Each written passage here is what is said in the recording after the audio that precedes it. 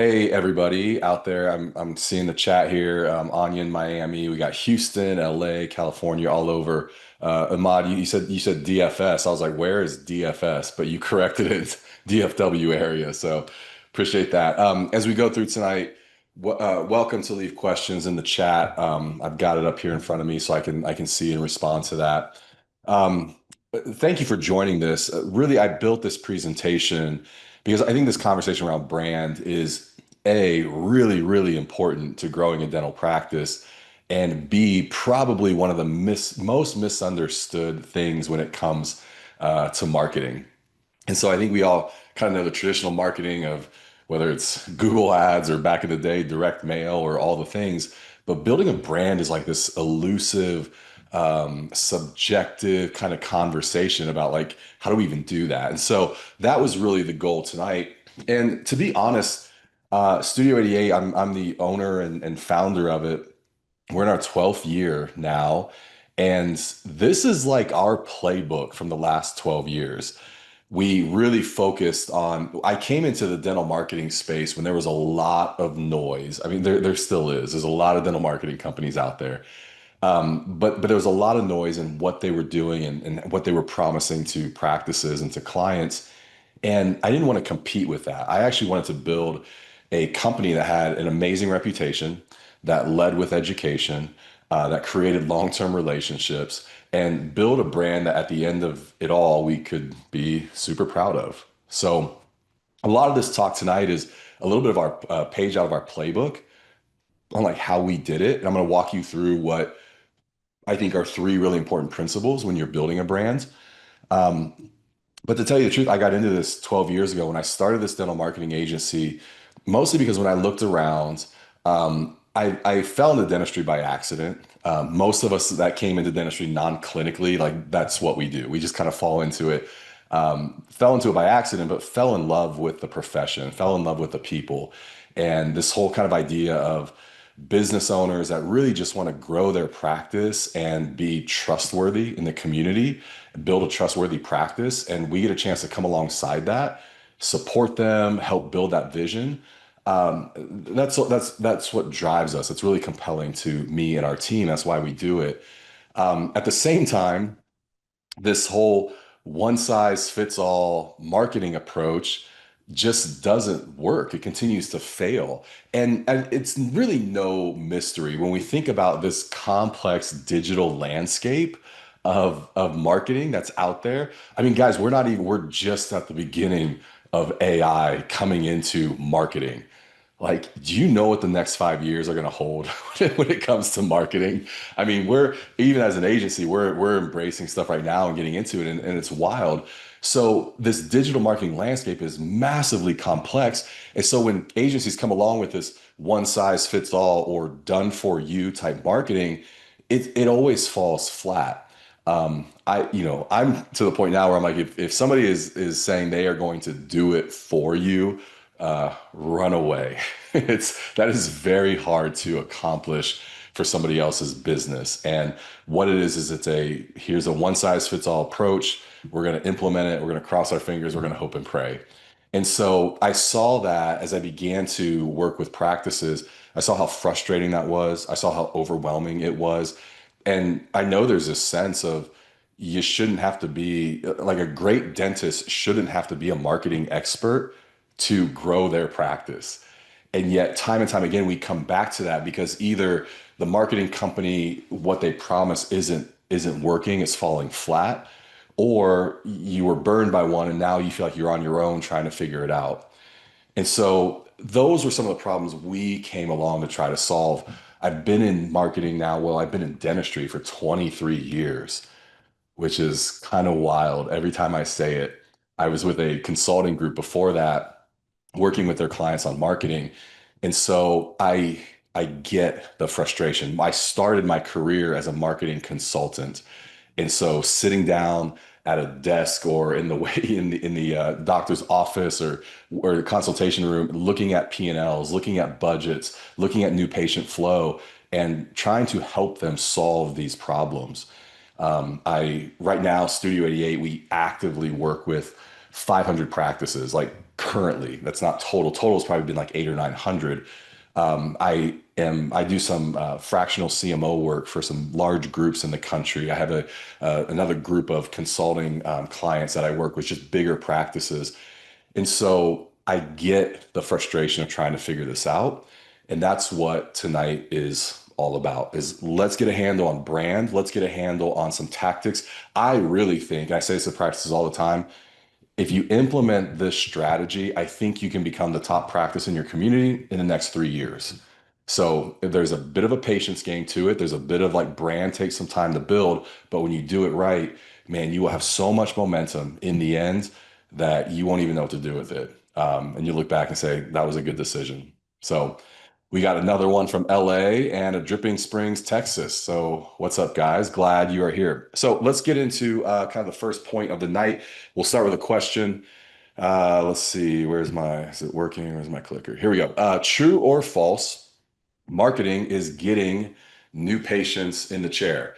If you're close to your chat there, just drop in an answer here.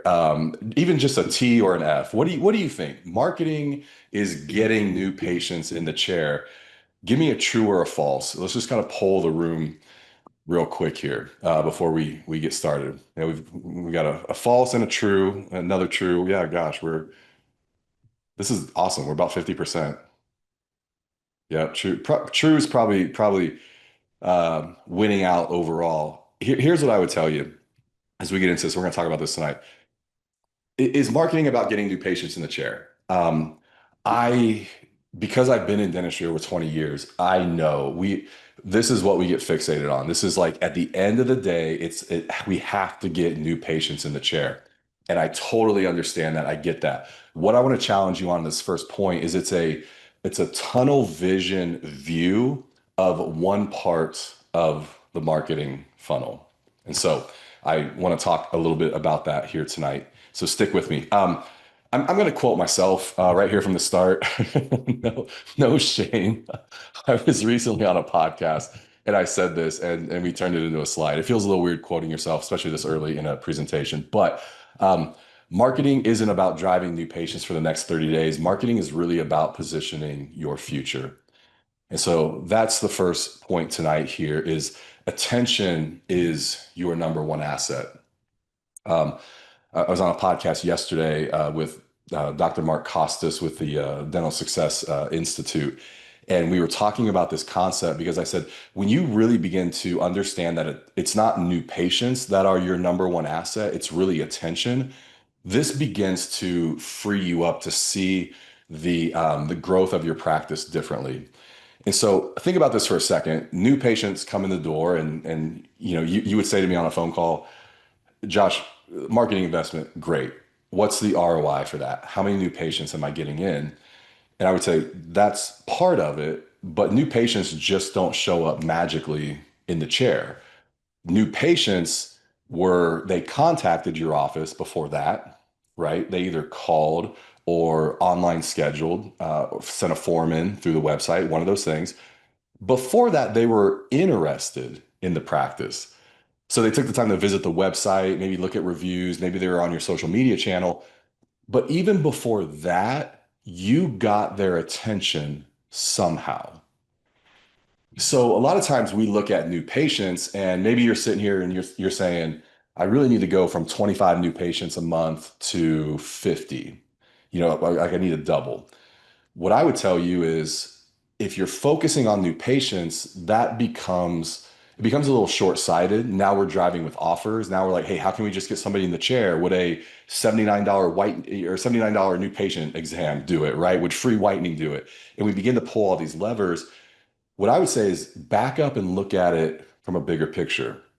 If you had 25 new patients, how many patients had to contact you to get an appointment? Like what's your conversion rate? Let's just say it's 30. 30 patients contacted you, 25 of them end up as new patients. Great, good conversion rate. How many of them were interested in you? Like how many clicks to the website did it take to get 30 phone calls? You can figure this out. And especially with if you're running Google ads, this is a very easy formula to put together. But then what were you doing to get attention to get that many people to the website? So I would argue if you said, hey, I need to go from 25 to 50 new patients, I would say we're not focusing on the new patients. We're backing it all the way up and going, okay, well, it took 30 phone calls, so now we need 60 phone calls. So now we need, 500 clicks to the website. So what are we going to do to get more people coming to the website to get those numbers to line up? If you do that, new patients aren't a problem. Um, we literally function this way as a business when we talk about growth goals. I can make this up like, okay, we have 10 clients, or let's say 10 people contact Studio 88. Four of them become new clients for us. If I wanted to go to eight, if I wanted to double that and go, hey, we need eight new clients a month, well, we would need 20 phone calls at that close rate. But I also know that those 20 phone calls come from 340 clicks to Google. So, okay, so we got to double that. So, how are we going to get more attention into our website? Well, we can spend more on ads and do that formula. We can create social media campaigns. So thinking about attention really becomes a huge asset in, are we involved in the community? Like, what's our social media look like? Are we running digital ads? Do we have swag that's out in the community? Are we sponsoring like nonprofits and foundations? Those types of questions begin, okay, we're getting attention, and maybe we don't know the exact metric, but we know that that's going to drive interest to the website, which is going to drive contacts. And if we can control that part of the funnel, guys, new patients is not going to be a problem. It will line up with those conversion rates and you'll hit your goal. So attention becomes the number one asset. I'll ask you here, is this a good deal or a bad deal? This was a practice I worked with about a year, 18 months ago, but is this a good deal or a bad deal? This was February 2023. They spent $3,200 on a Facebook campaign, 1 month. Okay, $3,200. They saw 3,147 visitors to their site. So since you guys did such a good job in the chat on the last question, give me a G for good deal or a B for this is a bad deal when it comes to their marketing. Okay. What do you think? You spent 3,200 on a Facebook campaign. It drove about the same amount of visitors, 3,200 for that month. Is that a good deal, bad deal? We got a bad, we got a good, we got a bad, bad, good, bad, bad. How many converted to patients? Yep, yep. I was waiting for that one. Yep. Good, bad, bad, good. Okay, so again, we're pretty split. Um, here's how I interpret this because I've actually done this in live audiences before, presentation, and inevitably somebody goes, "How many became new patients?" And I'll always challenge back. I'll say, what if none of them became new patients? Would that change your mind? Is this a good deal or a bad deal? And I think when our lens is those patients have to convert, those visitors to the website have to convert to patients. Again, we're focused on that part of the funnel. What I would like to challenge you on is, hey, if you could get 3,200 people, let's take your physical practice. Let's say I said, hey, give me $3,200 and I will walk 3,200 people into the front door of your practice. I will show them around and say, hey, this is a great practice. Susie there at the front desk, whatever. And then they're like, oh, okay. And then they turn around and leave. Would you do that? Most of us would, because I'm like, if you could get people actually in the front door and they're like, oh, this looks like a great practice, it's the impression, it's the interest, it's the attention. So walking somebody in the front door of your website because of Facebook and driving 3,200 visitors to your website, man, that's a really good deal. That's like $1 a visitor is what you're paying. I'm like, I would play that game all day long. Are they going to convert to new patients right away? No, they won't, especially with Facebook because they weren't looking for a dentist. They're on Facebook at night scrolling. They see something of yours, a photo or video, and they're like, wow, that looks interesting, right? You got their attention. They're interested. They click on it. They walk into the front door of your digital experience, look around and go, Oh, this is a cool practice. And then they leave.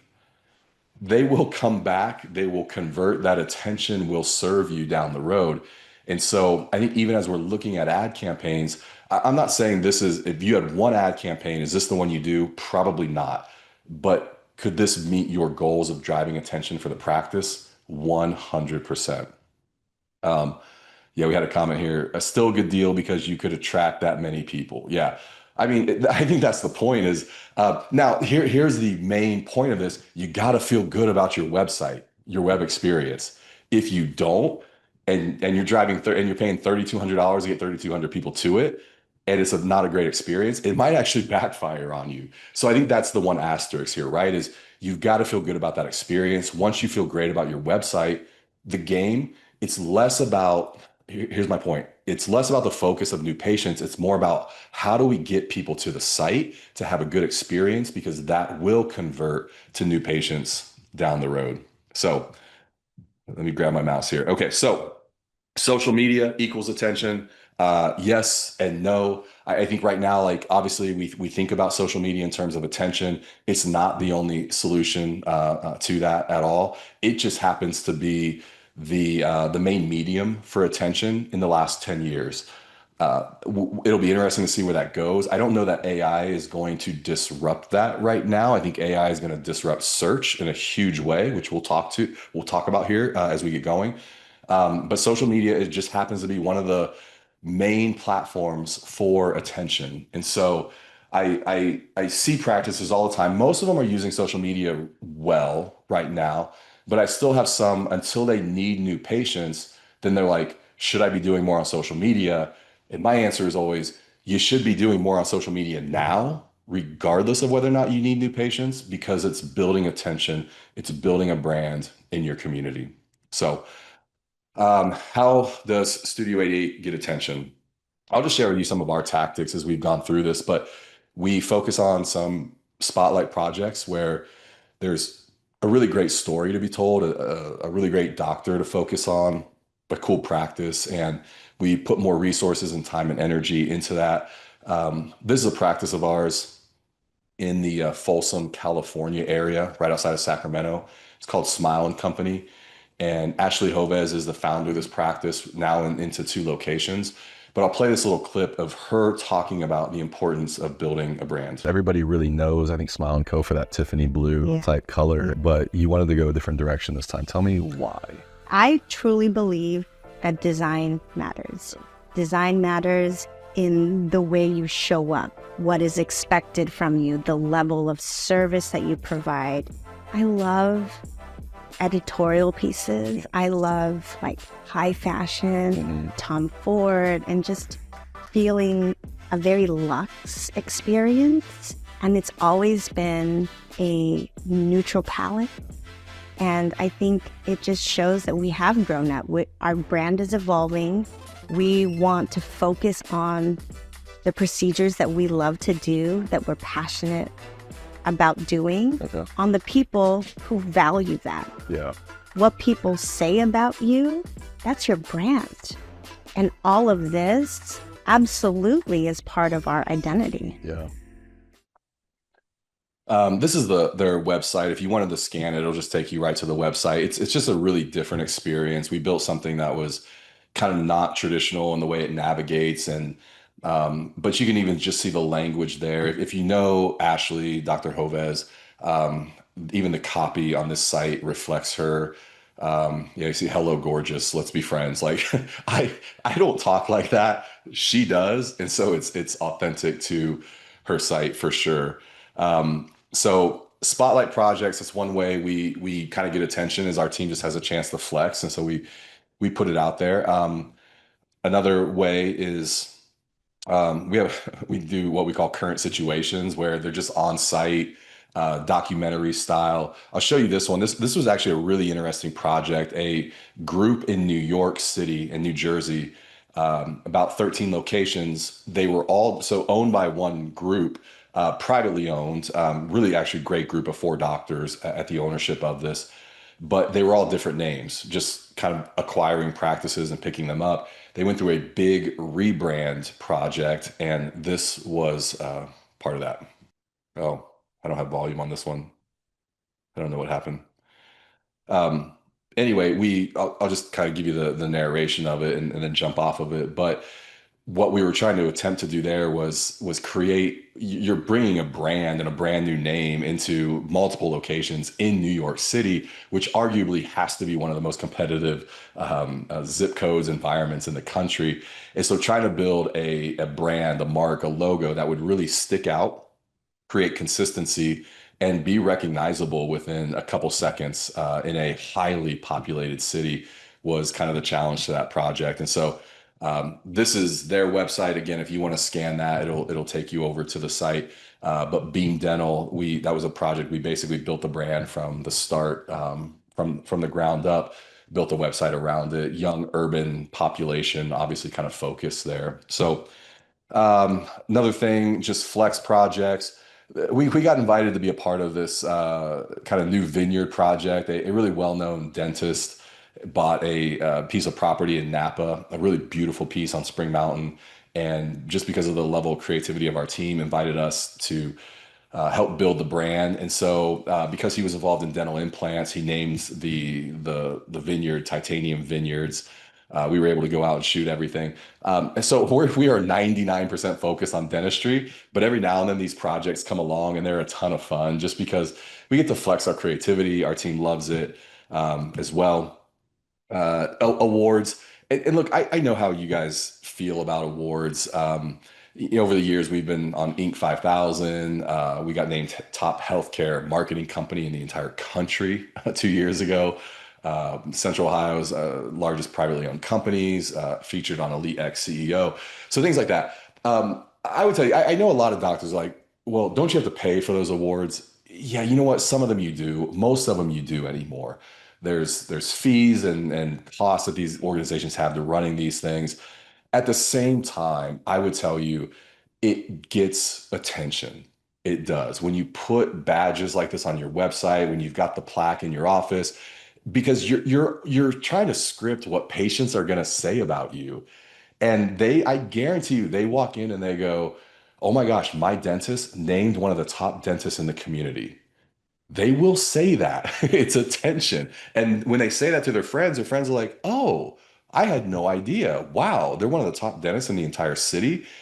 So I think, having some of these, applying for some of them you don't win just by paying for them. You submit, and there might be a $250 application fee. When we submitted to the top healthcare marketing company, it was like maybe a $500 application fee, and then they sorted it out to the top 10, did interviews with those companies, and then they came back to us and said, "Hey, we actually want to spotlight you guys as the top one," and we got the cover of the magazine, and there was no extra fee with it. So that was how they function.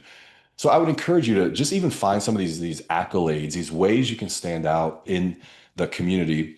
Um, Swag drop every year. We will focus on dropping some swag to our clients and friends and VIPs, just Studio 88 stuff that we think they would love to wear, just like cool t-shirts, hoodies, socks, things like that. I'm always very conscious of the fact that, like, what would other people wear, right?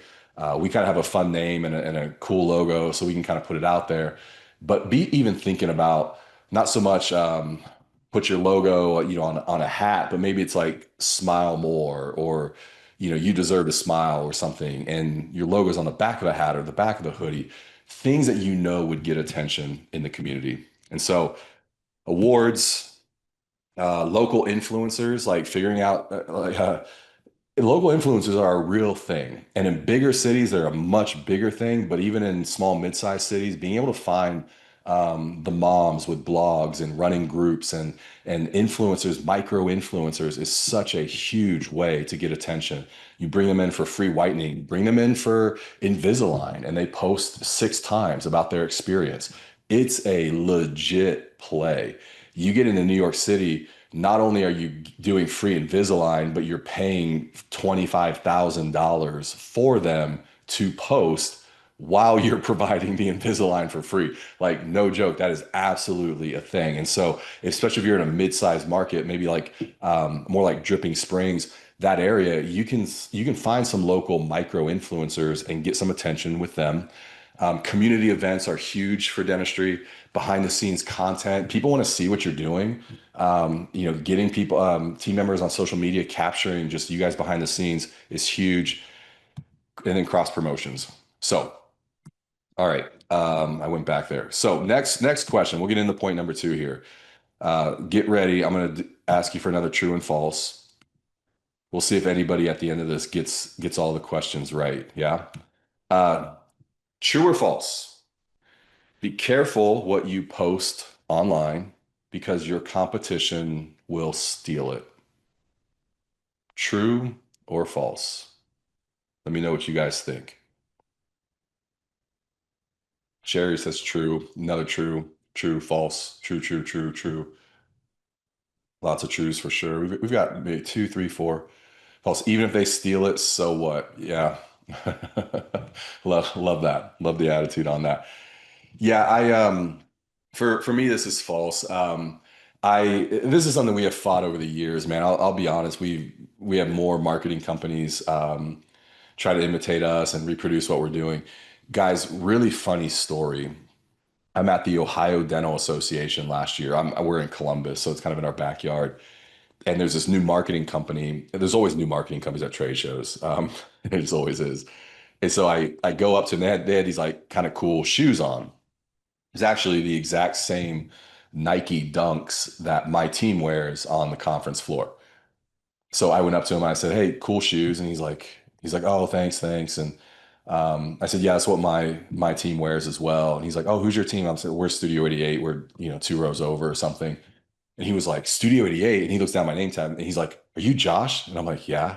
And he's like, "Oh my gosh." And then a couple of his other guys were coming up and he's like, "Guys, this is Josh Scott with Studio 88. This is the guy I've been showing you that we've used for inspiration to start this company." I was like, amazing. And he's like, "Man, I've been following you on social media for years." I'm like, great. And he had a computer display up with a website on it, and we were talking a little bit. And I said, "Is this one of your websites?" And you could tell he was a little hesitant. He's like, "Yeah." I said, "Well, show it to me." So he kind of starts walking through, and I start commenting on it. I'm like, "Hey, good job with this, good job with that." They did, this one had custom photography and video, which is kind of our signature thing. And I said, "Hey," I said, "just a little pro tip." I said, "When you're shooting photography like this in the operatory," I said, "I would pull the plastic off the chairs, off the light, like all those little pieces." I said, "No, that's not how we practice authentically, how we practice, but it just makes it look a little bit more clinical and cold. When you pull that off, it allows you to focus on the faces and the people more." And he's like, he didn't even know what to do with that. Like I'm sharing, like content. And my team was like, "Well, why would you give him like that? Like give him that tip?" And I'm like, "Because them pulling the plastic off of a chair, that's one thing. Him building an entire business around photography and video, like we have five full-time photographers, five full-time videographers, a production team of 10, traveling all over the country every single week. It's basically like its own business within a business. So, I'm like, good luck doing that." The plastic on the chair is not going to make a difference. And the fact is, most people will just not be able to execute it like that. So, I love this. I'm a big Drake fan.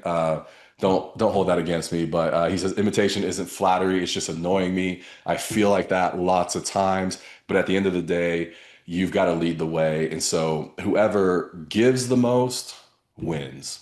Whoever gives the most wins. Okay. So that's our second principle tonight is being generous in what you're giving away in content, in your influence, in your education through the community. When you think about what you're posting and how you're getting attention, I would say a couple of these rules here. Less call to actions. We don't have to have one every single time. What is your audience like? Let's create that content. Maybe it's frequently asked questions that always come across from your patients. Let's create some content around that. What benefits them the most? I've often encouraged dental practices like, what if you were highlighting the local events going on and you were like announcing those and driving awareness to those, like, hey guys, don't forget farmers market is this the first Saturday of every month. Because I don't know that everybody's looking to you to be a dental authority. They're looking to you because you're a trusted professional, healthcare professional in the community. And so what does that community influence look like? what gives them value. And so when you're thinking about what to post and marketing campaigns, these questions are way more powerful than how do I get somebody in the chair tomorrow because we had a cancellation? What if we offer them a free Sonicare toothbrush? That'll get somebody in the short term. It doesn't build a brand over the long term. And so generosity equals networks. And one of the things I have noticed over the last 20 years, the practices with the largest networks in their communities are often the largest practices. So there's a correlation here. Generosity leads to a larger network, which almost always leads to a larger business wherever, whatever space you're in. Okay. So over the years, the last 10 years, how have we given value? And again, some of these are just meant to kind of provoke some ideas with you, just yeah, give you some thoughts of this is how we've done it, but then I'll bring it back to how a practice could do it. Every month we develop a what we call a trade secret article that we put out there. Our team writes, it's basically a blog article, but our team puts a lot into it. They're really well done. This was a recent one here from May, but mental health and dentistry. This was Hannah, one of our creative strategists. We actually got the chance to work with a psychology practice late last year and did their marketing. And so she kind of pitched me the idea of, hey, what if I flew out there in DC? What if I flew out to DC, interviewed the team and the doctor, and then we built a mental health piece around that. And I said, fantastic idea. Here's the thing. Here's an interesting question, right? We produce this article. I fly a team member to DC. The costs around that, who knows what that is, but a couple thousand, 3,000, 5,000, something like that in this piece. If I'm very short-sighted, my first question is, well, what's the ROI on that? Did we get new patients? Did we get new clients from that? And while I could do that, us being able to educate our community around mental health is such a more important conversation. Um, it was interesting. This was a year ago. May is Mental Health Month, and well, this is Dr. Pashby. She said, I've really grown to understand dentists face a unique set of stressors in their field. Many of them are considered surgeons, so they have the requirements of surgical precision mixed with the aesthetic requirements of dentistry, and that is pretty unique. So it's just a really cool resource that we got to produce. Um, Mental health to me is something it's close to my heart. It's I think as entrepreneurs, we all deal with some level of mental health and trying to take care of ourselves and probably not doing as good of a job as we should. But being in dentistry 20 years now, I've also had some friends that haven't made weren't able to fight those battles. And last year, this was a really good friend of mine, Dan Murphy's a periodontist here in Columbus, super, super talented periodontist, and just couldn't turn the corner on years of fighting mental health and took his life last May. And and things like this happen, and it's tough and it's frustrating because you feel like you can try to do so as much as you can, and the truth is it's still like never enough. So but that's one of our ways our team gives back is taking our trade secrets and creating articles around them. Behind the scenes, we produce things all the time like, hey, here's 10 things your dental website can't live without, just trying to help people navigate those worlds. The 88 show. Guys, when I first started this company, I'll show you a clip of episode one, and I'm going to regret doing it. I know I will. But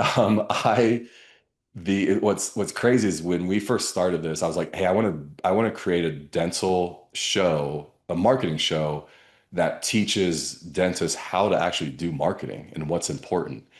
And so from day one, we produced this show. What's crazy, so this was we started in the beginning of 2014. I think we produced the first episode in May of 2014, so 5 months later. And I remember we spent about $5,000 on equipment, camera, microphones, lights. I set all this up myself, filmed it in my office. I edited it on Final Cut Pro.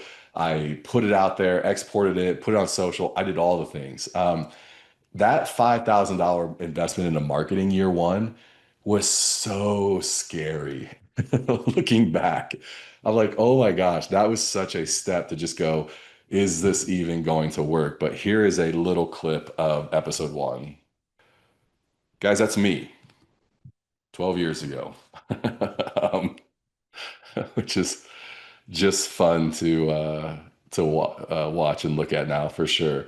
It's funny when I look at that. Well, first off, I don't have the beard. I look way younger, and I kind of feel like I'm trying really hard in that. This was me 12 years ago, freaking out like, hey, I'm gonna start a business. Is it gonna work? And so my myself now would go back to this past tense Josh and be like, bro, you're good. You got it. So the 88 show client work, speaking. I get to speak all over the country, which I love doing. And when I speak, I'm never trying to sell stuff. I'm always trying to educate the profession. Even tonight, I mean, if you guys wanted to talk about using us, cool. I think we would do a great job. Like I said, we work with a lot of practices. At the same time, I hope you walk away and have more of a handle on your marketing. It makes the entire profession better when we could leverage these things and actually grow our practices. So, how can you give value? Obviously, education. Dentistry, man, is so education driven. Just don't be afraid of that. Step out, be the leader. Talk about your new products, your new services, your new technology. I routinely run into clients and they say, well, this was maybe 3 to 5 years ago, but they would go buy a cone beam, and then I'd get an email, Josh, we got to put the cone beam on the front page of the website. And I'm like, okay, well, so like, talk to me about that. And I get it, right? Because they had just spent, I mean, well, when they first came out, $120,000, 100,000, 80, 60, whatever they are now. And it feels like such a big investment. You're trying to get an ROI from it. So you want it on the first page of the website.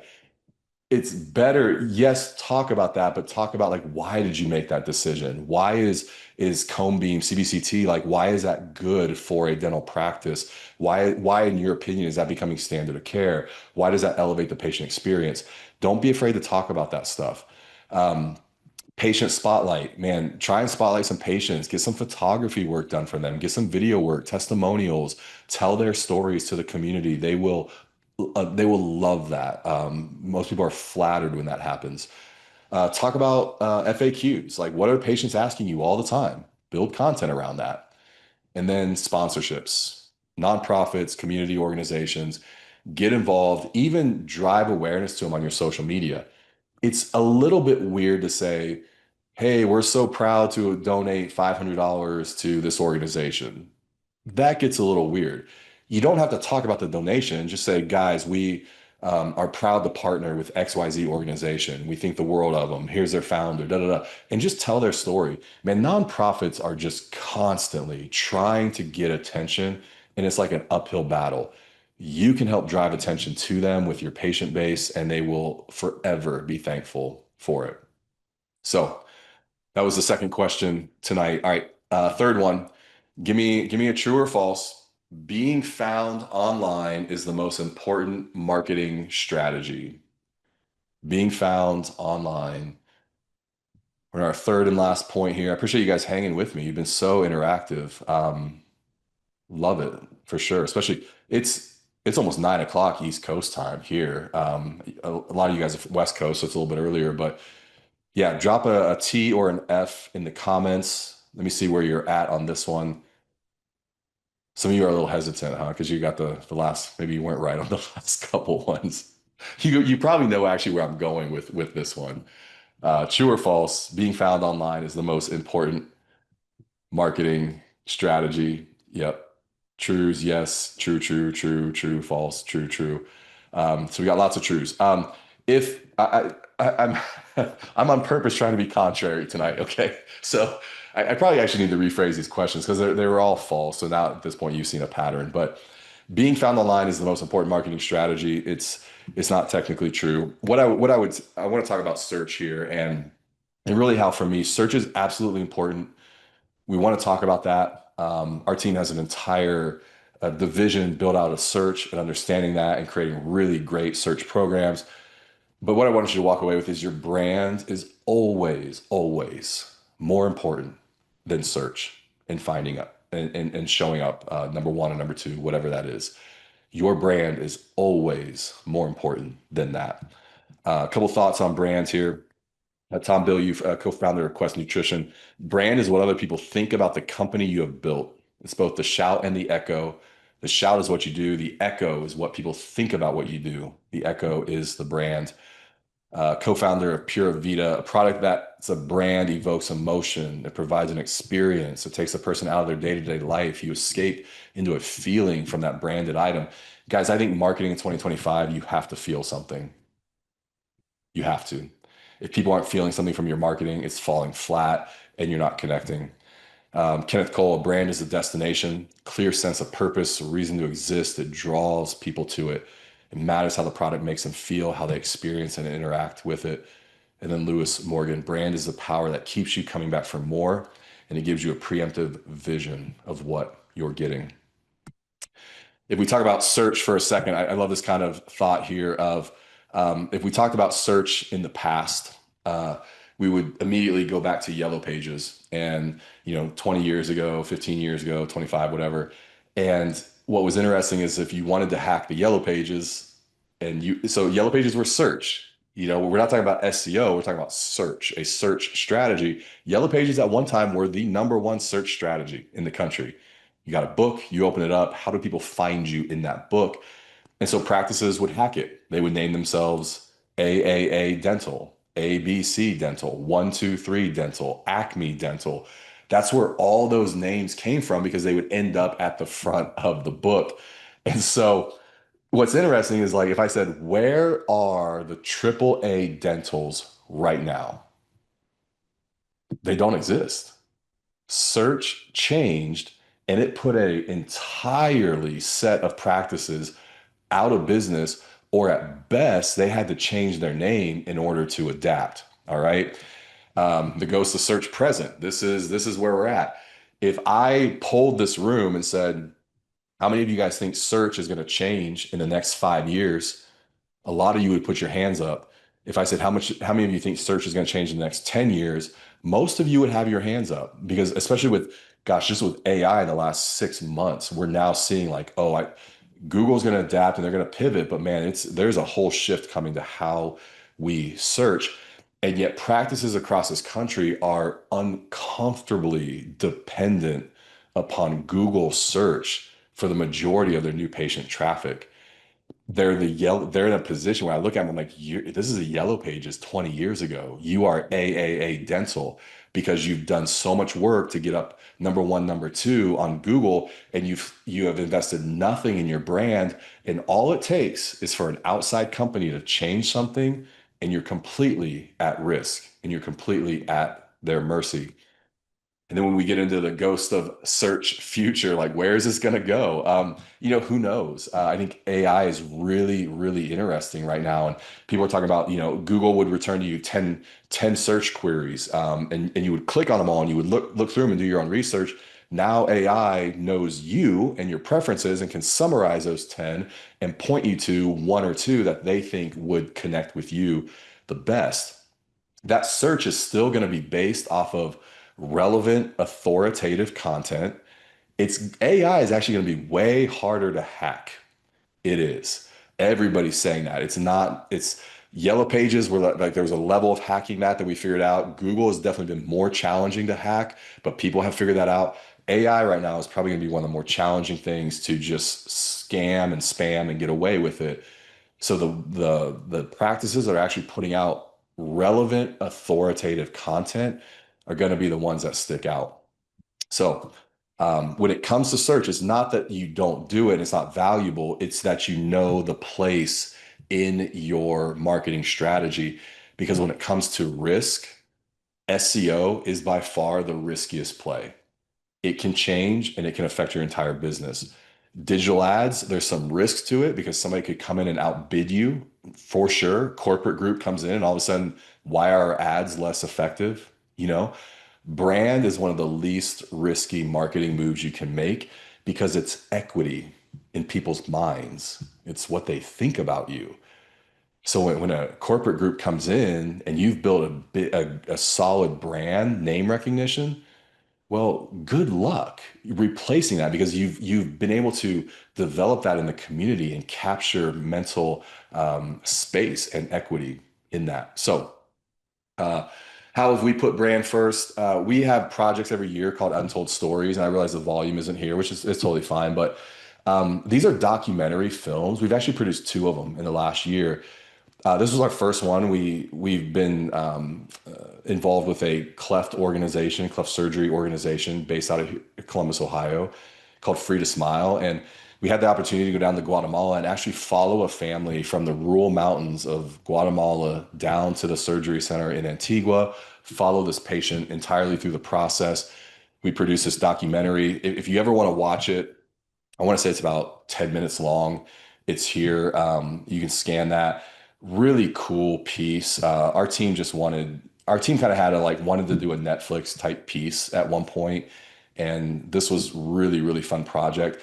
This is another one of those, right? Where you go, okay, Josh, what's the ROI on it? We didn't do this to get clients. We did this because it's good for the profession. Like we're telling stories around dentistry that I think are important. Last year, my wife shot our second version of this project. It was called Women Shaping Dentistry Tomorrow, and it followed a former president of the Ohio Dental Association, female president who's in her late 60s, graduated from Ohio State. And we also have a great relationship with a D4 student at Ohio State named Fiona. And so this documentary is based around the two of them and their different experiences of dental school 40 years ago and dental school now. Such a cool piece. If you go to our website, you can find it. Um, we work with a lot of influencers and VIPs. For us, that's our way of just putting our brand first, like doing great work for other people that are really trying to shape the profession and give back to it. Lots of consultants, speakers, influencers, CEOs in dentistry. They come to us and we do just produce some great content for them. We do an art show every year. It's a ton of fun. I mean, our teams are creative. They're creatives, right? So we do this in Columbus, and our team actually produces all the art. So they really get to flex a little bit. We invite our entire community. We invite the Central Ohio dental community in. All the money goes to the Free to Smile organization, and it's just a really great kind of culture piece for our team, brand piece. Again, team culture. We do a summer camp every year. I know you guys do your own stuff. Client testimonials. So things like this is how we put our brand first. With a dental practice, man, guys, it always starts with a remarkable experience. You just can't get around that. So think through that, choreograph it. Your team culture, like post that, put that stuff up there. If you've got a good culture, let your team flex a little bit, let them get involved in social media and creating content. Easy sharing. What are you giving patients to make it easy to share your practice with? Whether it's some type of maybe a print piece that they can hand, maybe it's a patient referral card, like they can give out to a friend, like, hey, $50 off your first visit with us if it's coming from a friend. Swag, this is where swag becomes important because it's just easy to share who you are in the community. Reviews, obviously, we know that. And then last, guys, I will wrap up with this and then take some questions. But I would honestly tell you this is a patience game. Um, Practices that go down this journey of building their brands. I would say year one, you're like, okay, I think it's working. Year two, you're gonna go, okay, I feel like we've got like things are moving now. We've got some momentum. Usually by year three, you're like, man, it's all working. It's moving. We're growing. Things are changing because you've done the hard work of building the foundation. Um, but when you measure brand, I think we need to be thinking about different things other than ROI. So here's a couple filters to think through that. Like, what effect is it having on sales? As you build your brand, be cognizant of these things. What effect is it having on sales? Which for you guys, we'll interpret that's treatment presentation, right? I know we don't talk sales and dentistry a lot, but in just the entire business world, that's what that component is called. So as you build a brand, you should see the effect on sales, a higher trust factor, a shorter sales cycle. It doesn't take them 2 months to decide on treatment. It takes 30 days, 45 days. What effect is it having on patient trust? Building a brand should increase patient trust. A lot of times, practices sometimes they'll push back with me because they'll say, Josh, I don't need it. Our website is fine. Like we have tons of new patients. I don't need a new website. And A, I'm like, this conversation isn't about a website. B, you have plenty of patients coming in, but what if we could raise the trust factor of each of those patients by 20% when they walked into the practice? A really good web experience can do that. So sometimes it's brand is not about even driving new patients. It's about how do we raise the trust level? What effect is it having on average revenue per patient? Are you tracking that? Like, do you know right now what your average patient spends in the course of 12 to 18 months with you? And what effect is building your brand? So you begin to build this in a year or two, you measure that and create comparisons. What effect is it having on word of mouth? It should increase it. What effect is it having on retention? You should be keeping patients longer. You should be keeping team members longer when you build a great brand. And what effect is it having on recruitment? What was so interesting is after COVID, and even now, I mean, the whole shortage of clinical professionals in dentistry, depending on the area you guys are in, some of it's really, really tough. Most of the country is really, really tough still hiring and finding good dental professionals. Those who had a great brand built in 2020 did not have trouble keeping things staffed because everybody in the community, all the hygienists, all the assistants knew, oh, that's the go-to practice. Like if and so when they're hiring and they land on the website and they go, oh, this looks like a great practice that I would want to work at. And then last, what effect is it having on culture? So, guys, measuring a brand is a little bit like asking, am I a good parent? Um, you know, this is my son. This is Caden, and he's actually will be going into his sophomore year at University of Cincinnati this fall. He is on a pre-dental track. Interestingly enough, I was like, we've had conversations. I'm like, you interested in marketing? Like, I could teach you video editing. I could teach you graphic design. And he actually went on one of the Free to Smile trips years ago and was just impacted by the work of oral surgeons, of general dentists, and has decided to go down that path. And so, when you think about like this question of are you a good parent, it's a really hard question to answer. It's one of those where it's like, okay, what's the ROI on that? Was I a good parent or not? Like you literally can't do that. And I remember like, well, when he left to go to school last year, what the question that smacks you in the face, if any of you have college students, you know this as a parent, when they leave, it's did I do enough? Was that enough? And you're just confronted with it. And it's a difficult question to wrestle with. And so as a parent, like you're trying to answer that. And all I know is I go back to, these moments, these times where, like he's 8 and you see him interact with another adult and he does so with manners and is really respectful. And you kind of watch it and you're like, oh, maybe he doesn't act like that with me, but maybe he knows, he's got some manners. I remember he was a volleyball player, varsity volleyball in high school. And his last night, his senior year, his last game, they were at the regional finals. And volleyball, they kind of do these rotations. And I remember I was sitting there and you could tell it was like they were going to end up losing the game. It was like the fourth set, right at the end, and a substitution happens and he goes out. And I remember it just hits me as like, I'm watching him. I'm like, oh my gosh, that's it. That was it. Like he's going to sub out. He won't get subbed back in for the game. This is it. And it was an emotional night for all of us. But as we were leaving, a parent actually pulled Joanna and I aside and said, "Hey, I just wanted you to know," he had a younger son on the team, how much of a leader Caden was on the team. And as a parent, those moments like they do something. They're like, okay, you did it. Like you knew you were doing it. You stayed the course, and it paid off. Like you did a good job as a parent. And so, building a brand, I know that's a little bit of a maybe more heavier, heartfelt metaphor around it. But building a brand is a lot the same way. You stay the course. You do the things that you know are right. You build a foundation.